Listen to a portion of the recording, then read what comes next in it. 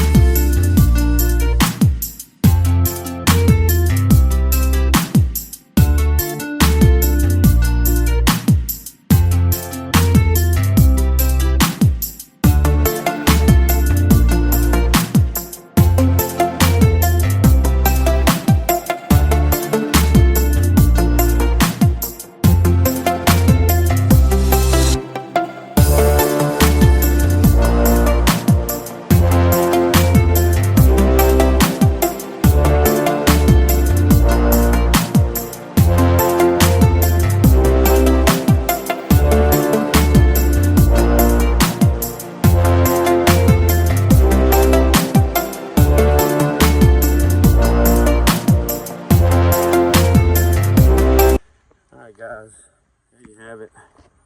Got all the junk hauled off, put into the back of the U-Haul pickup truck. The rest of this stuff belongs to other people that need to come get their shit. PTO belongs to my brother-in-law, Billy. Rear bumper, actually front bumper belongs to, is that rear?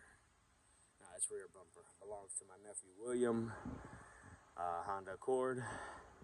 Now the fenders, I will be keeping those in case we have some patch and repair jobs to do and we need some sheet metal or tin metal, whatever. So I'm going to keep the fenders for spare metal pieces.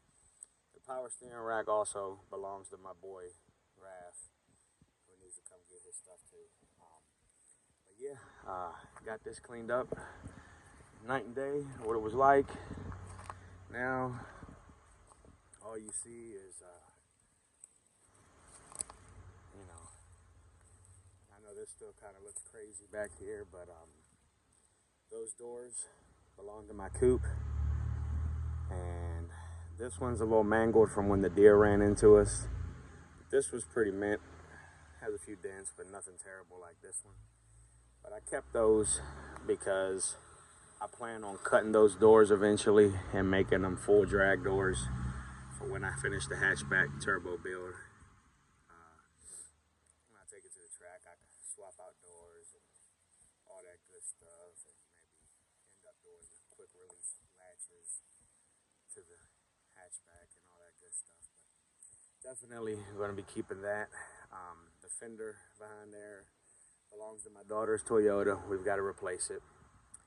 The rear disc brake conversion that y'all see right here is the one my nephew Punky gifted me. Shout out to you, Punky. Appreciate you, nephew.